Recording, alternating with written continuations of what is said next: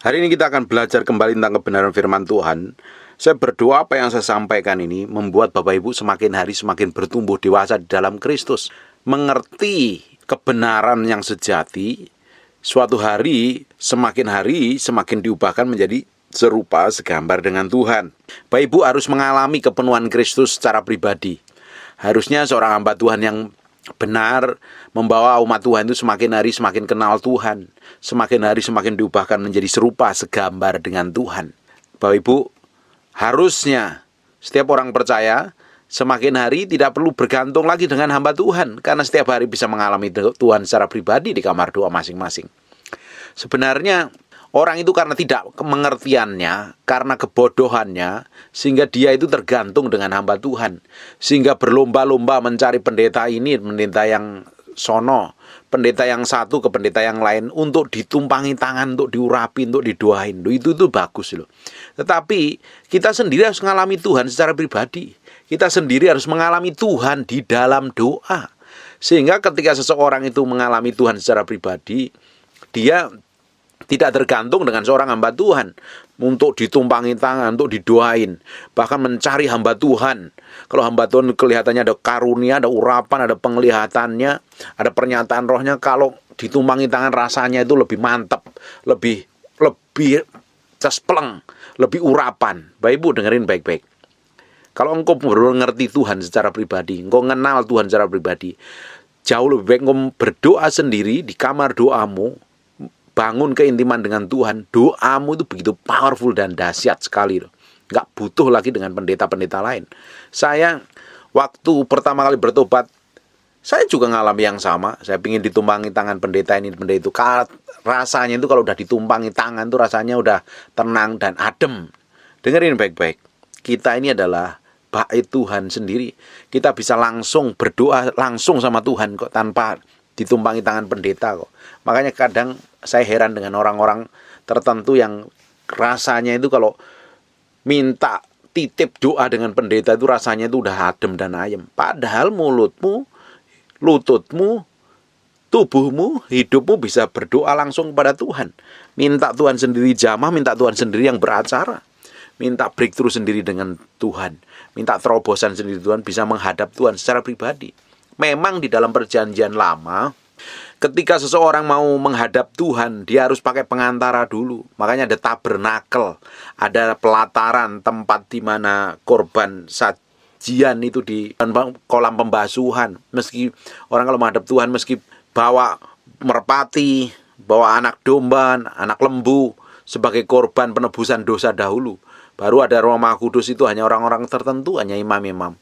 Baru ruang Maha Kudus hanya imam besar saja yang bisa masuk dalam ruang Maha Kudus itu. Tetapi Bapak Ibu, ketika di dalam perjanjian baru itu semuanya sudah digenapi Yesus. Tabernakel itu hanya gambaran, lambang di dalam perjanjian lama. Hakikatnya di dalam perjanjian baru sudah digenapi melalui Yesus Kristus. Sejak Matius pasal yang ke-7 ayat yang ke-51, perhatikan baik-baik. Sejak kejadian ini, baru ini kita bisa langsung datang ke ruang Maha Kudus, langsung bertemu dengan Tuhan. Nggak pakai pengantara lagi, nggak pakai imam besar yang harus mempersembahkan korban setahun sekali.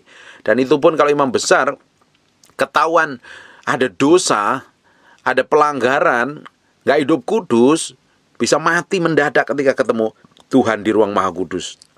Tapi di dalam perjanjian baru, sekarang buka di Matius pasal yang ke-27 ayat yang ke-51. Dan lihatlah, tabir bait suci terbelah dua, dari atas sampai ke bawah, dan terjadilah gempa bumi dan bukit-bukit batu terbelah. Tahu nggak? Tabir bait suci ini yang memisahkan antara ruang kudus dan ruang Maha Kudus. Untuk masuk ruang Maha Kudus harus imam besar saja, dan harus didapatin kudus tak bercacat celah. Kakinya ini dikasih giring-giring rantai.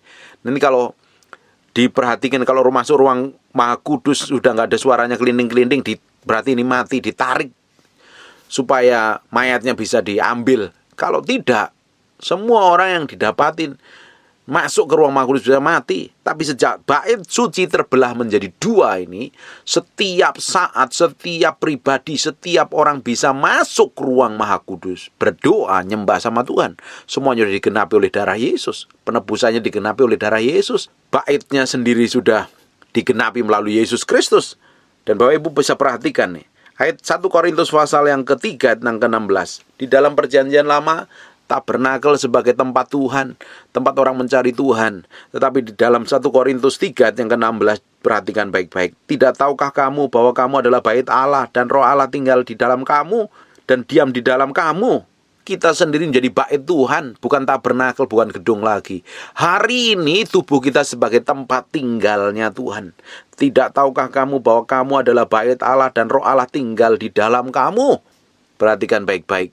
Kita sendiri bisa datang langsung nyembah Tuhan, bangun keintiman dengan Tuhan. Gak perlu lagi nyari-nyari pendeta, nyari-nyari hamba Tuhan untuk ditumpangi tangan. Bapak Ibu bisa langsung berdoa kepada Tuhan. Hanya dibutuhkan pengertian, hanya dibutuhkan kebenaran firman Tuhan supaya kita itu ngerti, sehingga kita gak mau ditipu lagi dengan tipu daya, bahkan hamba-hamba Tuhan yang nipu, sehingga kita gak ngerti apa-apa. Di 1 Korintus 3 yang ke-17, jika ada orang yang membinasakan bait Allah, maka Allah akan membinasakan dia, sebab bait Allah adalah kudus dan bait Allah itu adalah kamu. Kita adalah baitnya Tuhan, tempat tinggalnya Tuhan. Di 1 Korintus 6 ayat ke-19, perhatikan baik-baik. Atau tidak tahukah kamu bahwa tubuhmu adalah bait Roh Kudus yang diam di dalam kamu, dan Roh Kudus diperoleh dari Allah, dan bahwa kamu bukan milik kamu sendiri. Hari ini tubuh kita, orang yang mengalami kelahiran baru, orang yang percaya Yesus sebagai Tuhan dan Juru Selamat, tubuh kita ini jadi tempat tinggalnya Tuhan. Kita bisa datang langsung nyembah kepada Tuhan. Tubuh kita menjadi tempatnya Roh Kudus. Tempat kita bisa berdoa nyembah Tuhan langsung, ketemu Tuhan. Ngapain kita mesti cari-cari pendeta untuk minta diurapin, ditumpangi tangan, padahal kita sendiri bisa berdoa kepada Tuhan. Bapak Ibu, tumpangi tangan pendeta itu bagus, tetapi jauh lebih bagus kalau kita sendiri bangun keintiman dengan Tuhan. Sejak saya bertobat, saya bangun keintiman dengan Tuhan bertahun-tahun. Saya doa, puasa, berdoa berjam-jam di kamar doa saya. Sejak tahun 97, setiap hari, hampir setiap hari, saya ngeluangkan waktu minimal 2 jam, 3 jam, minimal itu. Saya bisa berjam-jam di kamar doa, bangun keintiman dengan Tuhan. Saya ngelihat ada teman-teman saya ketika ada hamba Tuhan, dapat nubuatan, dapat pernyataan roh, ditumpangi tangan pendeta. Kok saya ketika ketemu pendeta-pendeta hebat dari luar negeri, kok nggak dinubuatin apa-apa, bahkan nggak ditumpangi tangan. Saya kadang sering kali ngiri dalam hal itu. Ternyata Tuhan ajarin secara pribadi buat saya untuk bergantung sepenuhnya kepada Tuhan, bukan bergantung sama pendeta. Saya minta Tuhan sendiri yang ngurapin saya di kamar doa saya. Saya ketemu hamba-hamba Tuhan yang diurapi. Pernah sekali waktu itu ketemu waktu ibadahnya Benihin, waktu di Jakarta. Tiba-tiba saya dipanggil ke depan dan ditumpangi tangan. Hanya itu. Lainnya nggak pernah dinubuatin apa-apa. Pernah suatu kali juga dinubuatin. Tapi saya tidak pernah mengejar pendeta untuk ditumpangi tangan. Never. Saya cari Tuhan secara pribadi. Ternyata Tuhan beri pengertian bahwa kita sendiri adalah bait Allah. Kita bisa berdoa, kita nyembah Tuhan, kita bangun keintiman. Tanpa perlu ngemis-ngemis minta didoain orang lain, doanya dititipin. Bapak Ibu, pendeta itu bukan jasa titipan doa. Doa nggak perlu dititipin. Kita sendiri perlu bisa berdoa di hadapan Tuhan. Kita perlu bangun keintiman dengan Tuhan. Kita meski sadar bahwa di dalam diri kita ada roh Allah, roh yang berkuasa, yang ikut dalam penciptaan di Kejadian pasal yang pertama. Bapak Ibu meski tahu itu, roh yang dahsyat, roh yang berkuasa itu tinggal dalam diri kita. Harusnya hidup kita memiliki kuasa dan otoritas. Harusnya hidup kita semakin hari semakin dipakai Tuhan luar biasa dalam kedahsyatan dan kuasanya. Tapi kenyataannya banyak orang tertipu, gak ngerti kebenaran. Hidupnya ngawur, hidupnya ngaco, hidupnya gak berkemenangan. Karena gak ngerti kebenaran. Bahwa di dalam diri kita, kita sendiri ketika berdoa, ada otoritas dan kuasa Tuhan yang bekerja melalui hidup kita kok. Kita mesti tahu itu. Buka sebentar di Yakobus pasal yang ke-5 yang ke-16. Karena itu hendaklah kamu saling mengaku dosamu dan saling mendoakan, supaya kamu sembuh. Dan doa orang benar, bila yakin didoakan sangat besar kuasanya. Doa orang benar bila yakin didoakan sangat besar kuasanya. Ayat ini nggak ada kata pendeta. Nggak perlu butuh hamba Tuhan. Kita sendiri, kalau kita sudah dikuduskan, disucikan, dibenarkan oleh darah Yesus. Ketika kita berdoa, ada kuasa, ada otoritas yang mengalir di dalamnya. Bapak Ibu mesti tahu sendiri. Jangan ngejar pendeta. Kamu mesti kejar Tuhan. Kamu kejar pribadi Tuhan di dalam doamu. Kamu mesti ngalami Tuhan secara pribadi di kamar doamu. Ngapain ngejar-ngejar pendeta? Kalau engkau masih ngejar pendeta, minta ditumpangi tangan, minta dititipin doa, artinya engkau masih bayi rohani, belum bertumbuh dewasa. Saya mau Bapak Ibu, kalau ketika mendengar apa yang saya sampaikan ini, kekristenanmu bukan hanya bayi, semakin hari semakin beranjak bertumbuh kedewasaan yang penuh, tingkat kedewasaan yang penuh.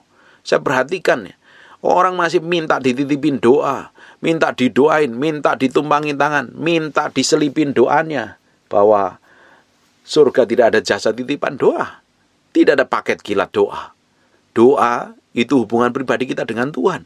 Memang didoakan orang lain itu bagus, tapi jauh lebih bagus kalau kita sendiri mengalami Tuhan lewat doa. Kita harus tahu ini supaya kita ini menjadi orang yang ngerti ini. Sekarang buka di Markus pasal yang ke-16. Kita tunjukin bahwa kita sendiri sebenarnya memiliki otoritas dan kuasa.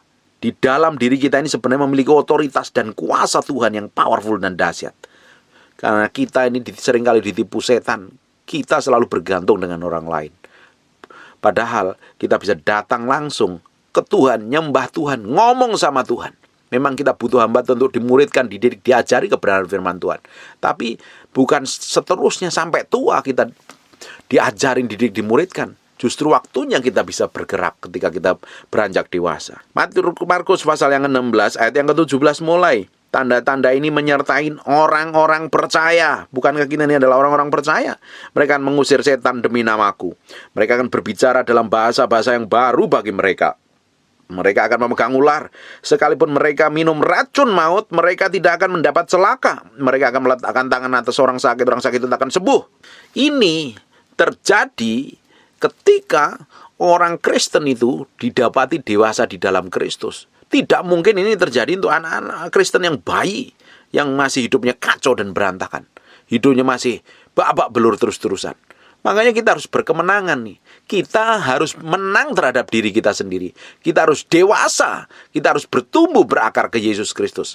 Makanya seseorang yang dewasa di dalam Kristus itu menang terhadap diri sendiri, menang terhadap dagingnya, menang terhadap dosa. Sehingga hidupnya berkemenangan. Sehingga bisa bertumbuh beranjak dewasa di dalam Kristus.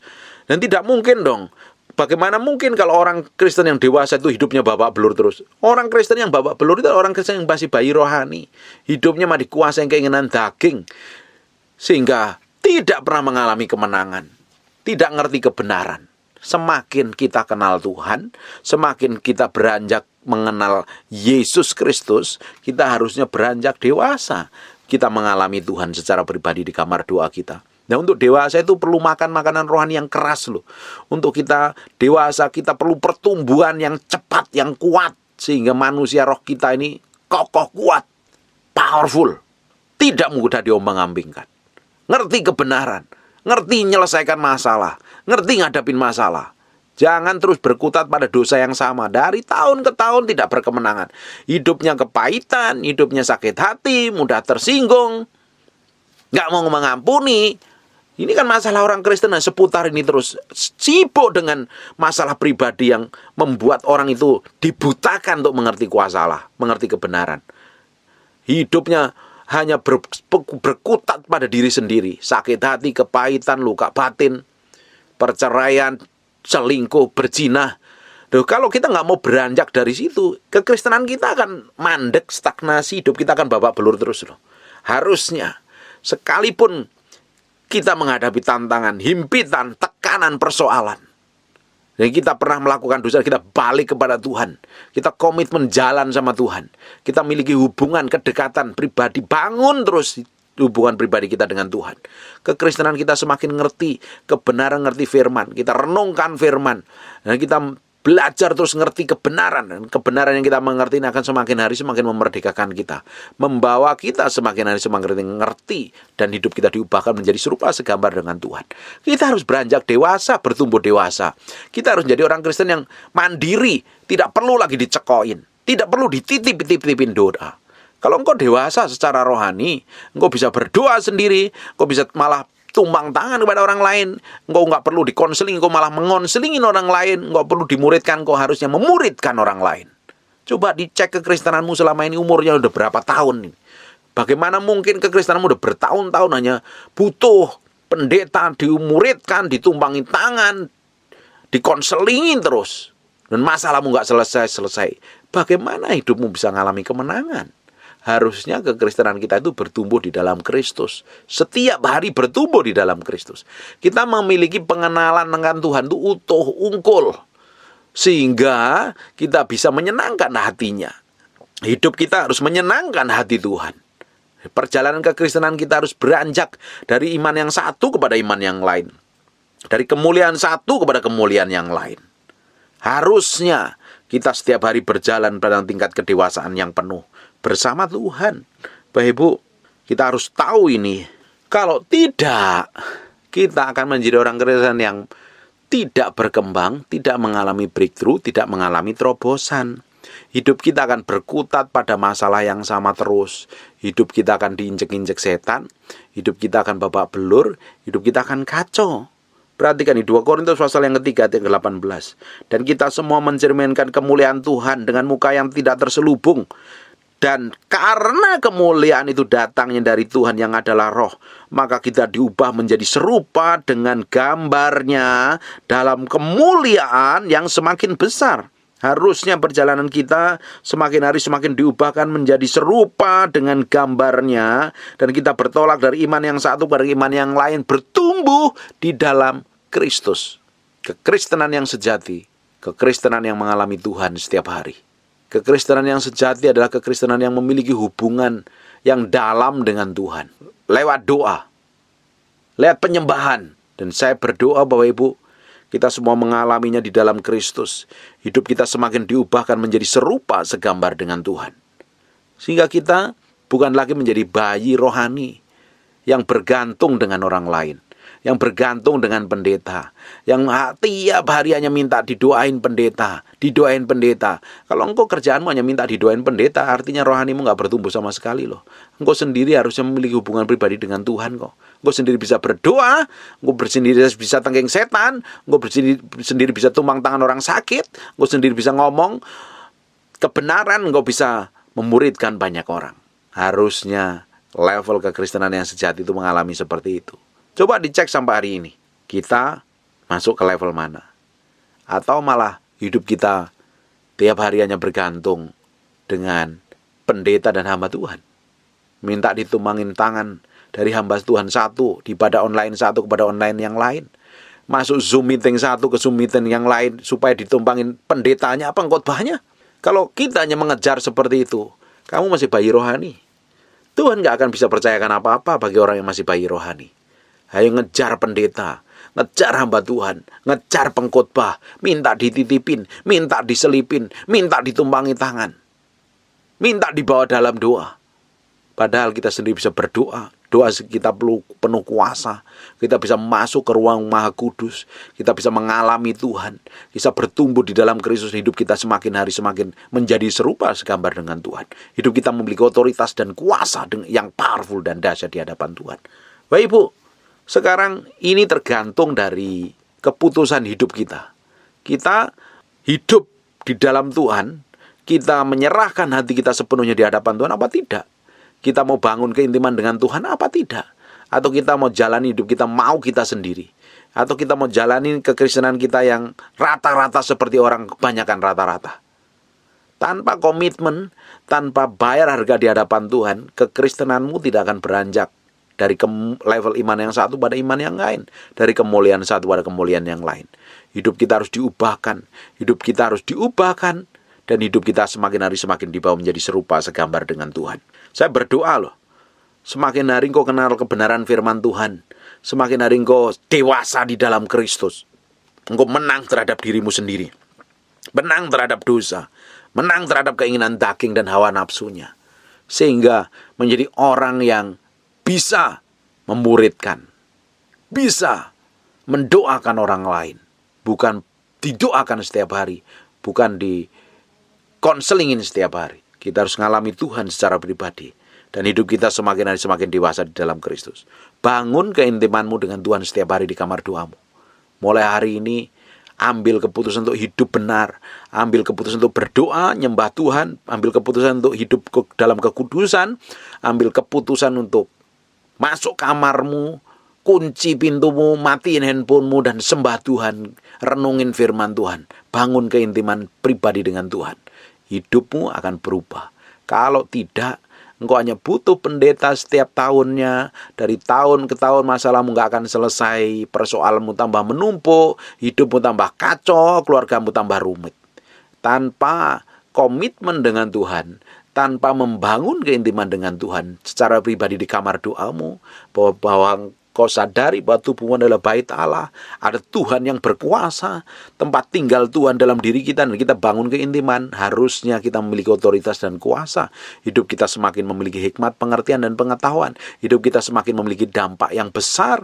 Hidup kita semakin menjadi dewasa di dalam Kristus, dan semakin hari semakin diubahkan menjadi serupa segambar dengan Tuhan. Kita harus ngerti ini. Kalau tidak, kita akan terus muter dalam masalah yang sama. Tidak pernah mengalami kemenangan. Janji Tuhan, rencana Tuhan tidak akan bisa digenapi sepenuhnya dalam hidup kita. Dan kita nggak akan didapati menjadi orang yang masuk dan menyelesaikan destinasi Tuhan dengan finish strong. Didapatin berkenan seperti apa yang Tuhan mau. Rencana Tuhan yang dahsyat dan luar biasa itu harusnya digenapi melalui hidup kita. Akhirnya tidak tergenapi, karena kita sendiri belum bisa dipercayakan apa-apa di hadapan Tuhan. Hanya orang yang dewasa yang bisa dipercayakan. Hanya orang yang matang, akil balik bisa dipercayakan. Dan hanya orang yang bisa dipercayai akan dipercayakan hal besar. Hanya orang yang punya tanggung jawab yang bisa dipercayakan hal besar di hadapan Tuhan. Kita harus menjadi orang yang berbeda mulai hari ini. Bangun keintimanmu dengan Tuhan. Bangun keintimanmu dengan Tuhan setiap hari di kamar doamu. Ngerti firman, belajar firman memang perlu hamba Tuhan. Tapi kita nggak selalu bergantung untuk ditumpangi tangan, dititipin doanya pada hamba Tuhan. Kita sendiri bisa berdoa. Kita harus beranjak di dalam Kristus. Amin. Tanpa komitmen kita dengan Tuhan, kekristenan kita akan babak belur terus. Menjadi sama dari hari ke hari. Dari tahun ke tahun tidak pernah berubah. Jadi saya berdoa bahwa Ibu, mulai pagi hari ini, bangun keintimanmu, nyembah Tuhan, datang kepada Tuhan, nikmati hadirat Tuhan bersama Roh Kudus, masuk dalam hadiratnya, kenalin Tuhan, sembah Dia, senangkan Dia. Lambat laun tambah hari, kita memiliki kedalaman keintiman yang berbeda. Hidupmu akan berubah, cara ngomongmu berubah, doamu begitu berkuasa, penyembahanmu semakin dalam. Dan tanpa kamu sadari, urapan Tuhan itu bekerja secara dahsyat.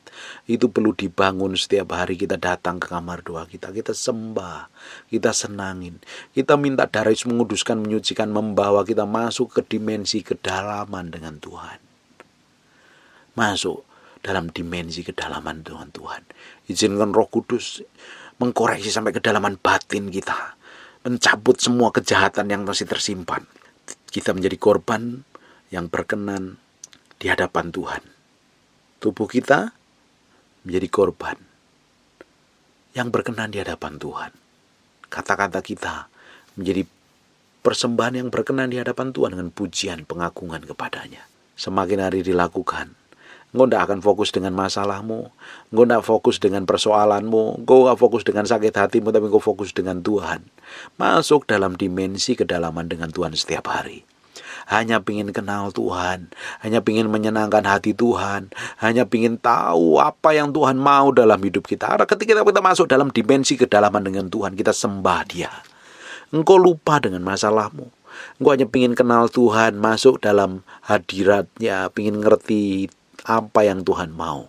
Dalam level seperti itu kita lakukan setiap hari. Doamu tidak akan membosankan, penyembahanmu tidak akan menjenuhkan.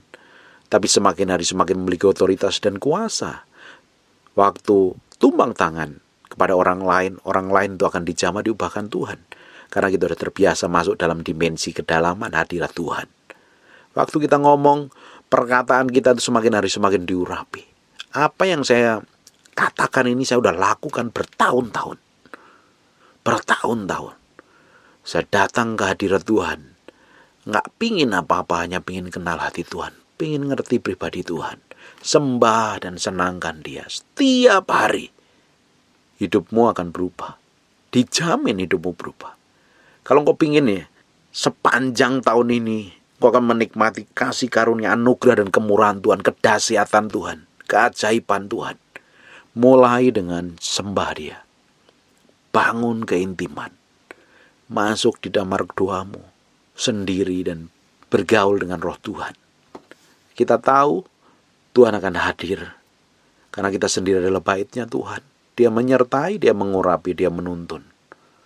Dia ada dalam diri kita. Kita bangun keintiman itu secara pribadi. Semakin hari, sejam, 2 jam, 3 jam, setiap hari kita lakukan. Nanti kita akan lihat sepanjang tahun ini bagaimana Tuhan bekerja melalui hidup kita secara dahsyat, secara luar biasa. Adalah ilah yang dibukakan, ada terobosan, ada kuasa Tuhan, ada keajaiban Tuhan. Kalau engkau ingin terobosan dalam hidupmu, bangun keintiman mulai hari ini dengan Tuhan. Miliki kedalaman keintiman dengan Tuhan, hanya senangin Tuhan, hanya menyenangkan Tuhan. Nggak mau yang lain, hanya pingin menyenangkan hati Tuhan. Bangun keintiman, ngomong secara pribadi dengan Roh Kudus di kamar doamu. Kalau kita udah terbiasa di kamar doa kita, bangun keintiman berdua dengan Roh Kudus. Tanpa kita sadarin kita bisa berdoa. Waktu kita nyetir, waktu kita berjalan, waktu kita masak, waktu kita di mana-mana. Kita memiliki kedekatan dengan Tuhan. Orang-orang yang model kayak begini ya. Urapan, kuasa, hikmat, pengertian, pemulihan, berkat itu akan datang mengalir, mengejar hidup kita. Selama ini prinsip kita yang salah. Kita cari pendeta minta ditumbangi tangan. Minta dinubuatin. Kita cari pendeta minta didoain. Padahal kita sendiri memiliki otoritas dan kuasa kalau kita bangun keintiman dengan Tuhan. Waktu kita bangun keintiman tiap hari itu, hidupmu gak akan fokus pada diri sendiri. Bahkan titik tertentu akan dibawa untuk mendoakan orang lain, melayani orang lain, supaya orang lain mengalami Tuhan yang sama dengan hidup kita. Bapak Ibu, apa yang saya alami Bapak Ibu bisa alami. Bahkan Bapak Ibu lebih bisa dipakai Tuhan, lebih diurapi, lebih berkuasa, lebih otoritasnya, karunia lebih jalan. Bahkan lebih dahsyat lagi dibanding hidup saya. Dimulai dengan keintiman yang dibangun. Kerinduan dan kehausan kita akan Tuhan.